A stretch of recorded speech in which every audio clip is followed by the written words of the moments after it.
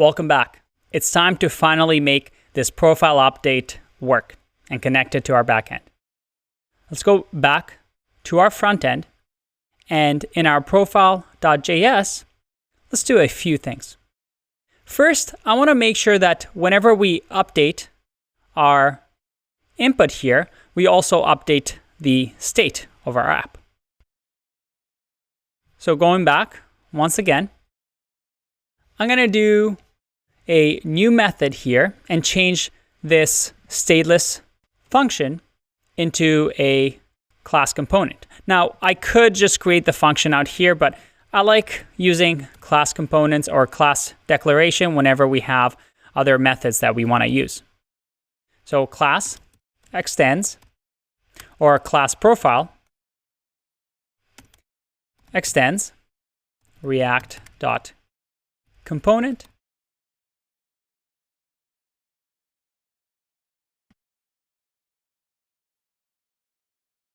This is going to have a render. Let's bring all of this inside the render. I'm just going to minimize it so we can see it better. That's a lot better. And we also want to have a constructor that will receive props, super props. And in here, we'll say that this.state. And this is going to be interesting, and we're going to talk about this a little bit. I'm going to have name equal to this.props.user.name. And if you're wondering why we do props for constructor and super, and sometimes we don't, well, if you ever want to use this.props inside of the constructor, this is what you need to do. And we are in this case, so that's why we're doing this. All right, so we have username. We also have age. That is props.user.age. And we also have pet. This.props.user.pet. All right, what am I doing here? Why are we creating a state when these are already props? Why not just update the state where these things actually exist?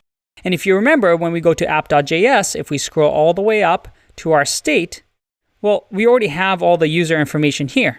Why don't we just update this and have an event in profile that triggers app to re-render? And here I want to demonstrate some good practices of thinking in terms of React and how it works. You see, with forms, there's a lot of instances where I can just have a user just keep typing. And that causes a re-render because state is being updated.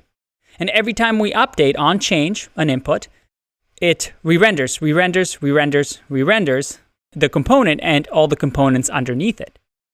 Now, because app is at our top level, as soon as we update the state, it's going to re-render everything underneath it. And that's just a waste. And with form, this is good practice. That is, if you have a form, have a state that the form keeps, and as soon as the user clicks submit or does some sort of an action that is important, then we update the state so that we keep all the state updates as the user is typing within here and only update the general big state that is in the app.js after the user has confirmed that, all right, this is my name, this is age, this is pet, and we don't have to update state every time they make a mistake, for example. All right, now that we got that out of the way, let's handle what we call a on-form change. And this on-form change is going to accept an event. And this is just typical event handling that we do with React. I can do an if statement here, but just for fun, let's just do a switch statement that does an event.target.name. And this is going to handle based on the name of the target. And if you remember, we scroll down, we've given input different names: user age, username, user pet. So based on those inputs, I can say Now let's minimize this just to look cleaner. I'm going to say that if case is user name, in that case, I want you to update this dot set state with name to equal the event dot target dot value. And we can break there. Otherwise, with case user age, in that case, we'll just this dot set state the age event dot target dot value. Again, break. And then finally, our last case, we'll do a case user pet this dot set state to be pet equaling whatever the event dot target dot value is. Whew. Then we'll obviously do a break, and we'll always add a default that just simply returns. Not deturns, returns. All right, let's save this. And we have a few errors here. Let's see what we've done. User is not defined, user is not defined. Well, because we need to make sure that within the render, if we can open it, within the render, we're using the user.entry. So let's do a const user from the this.props. Let's save. All right, and we have a few things. We have returns, oops, switch statement, make sure I fix that. And then we also have toggle modal is not defined. Again, we need to make sure that we now, within the toggle modal, call this dot props dot toggle modal and this dot props dot toggle modal, because it's, well, not a stateless function like we had it before.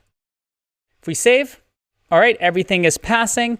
If we go back to our app, sign in with our good friend A, sign in, and we go to the profile, update the name, open up the console. All right, no errors, that's good. But wouldn't it be nice if we type here and this name also gets updated? And remember, we're in our own state here. Before we actually hit save, we haven't really updated the state in the app.js. But within the form, it'll be nice to be able to change the username to see how it displays. So we can do that by going back to our profile. Let's make this a little bit smaller. And now the user name here that we use can instead be this dot state dot user. Let's save this, go back, have to sign in once again, go to view profile, type something, but now we see that we don't have the username. Oh, and silly me, it's not user, it's name.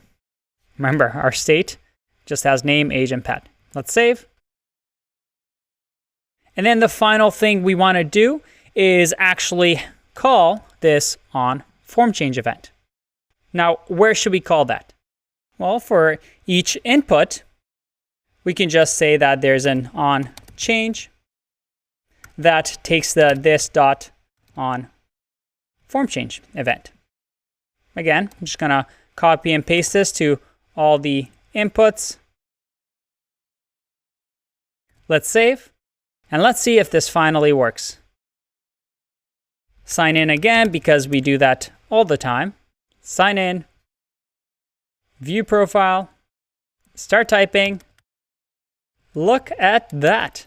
Our event is being fired. We're never updating the app state. We're only re-rendering just this little tiny portion that we need to. But as soon as I click save, I want to make sure that this name gets updated. So let's finish this off by doing a post request with this information that we have in the form state. See you in the next one. Bye-bye.